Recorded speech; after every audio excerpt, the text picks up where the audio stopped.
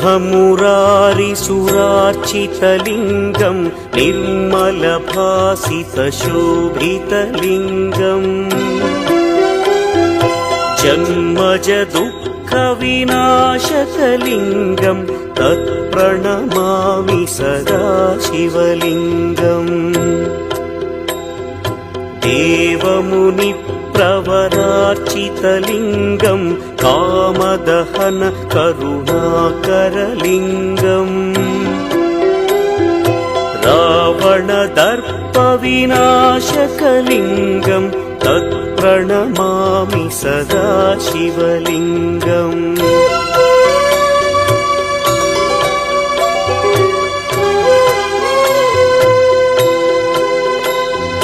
सर्वसुगन्धसुलेपितलिङ्गं बुद्धिविवर्धनकारणलिङ्गं सिद्धसुरासुरवन्दितलिङ्गं तत्प्रणमामि सदा शिवलिङ्गं कनकमहामणिभूषितलिङ्गं फणिपतिवेष्टितशोभितलिङ्गम्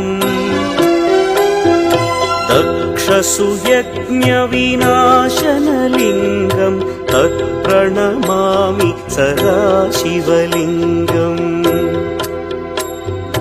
कुङ्कुमचन्दनलेपितलिङ्गं पङ्कजहार सुशोभितलिङ्गम्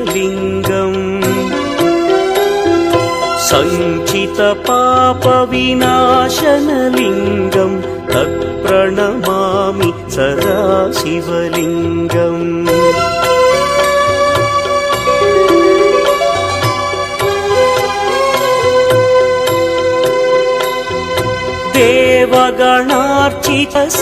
देवगणार्चितसेवितलिङ्गं भावैर्भक्तिभिरेव च लिङ्गं दिनकरकोटिप्रभाकरलिङ्गं तत्प्रणमामि सदा शिवलिङ्गम् अष्टदलोपरिवेष्टितलिङ्गं सर्वसमुद्भवकारणलिङ्गम्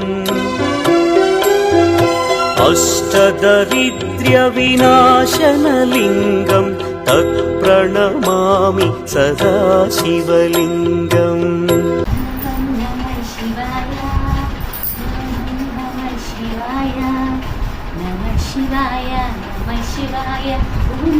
శివాయ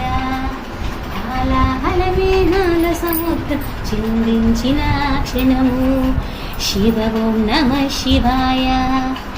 నమ శివాయ నమ శివాయ ఓం నమ శివాయ నమ శివాయ నమ శివాయ ఓం నమ శివాయ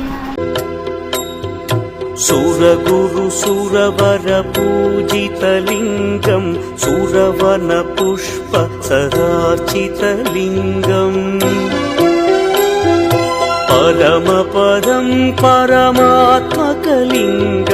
तत्प्रणमामि सदा शिवलिङ्गम् लिङ्गाष्टकमिदं पुण्यं यः पठेच्छिवसन्निधौ शिवलोकमवाप्नोति शिवेन सह मोदते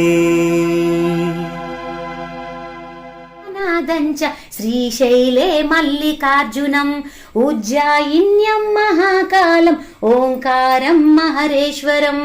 प्रज्वाल्यं वैद्यनादञ्च डाकिन्यं भीमशङ्करं सेतुबन्धेतु रामेशं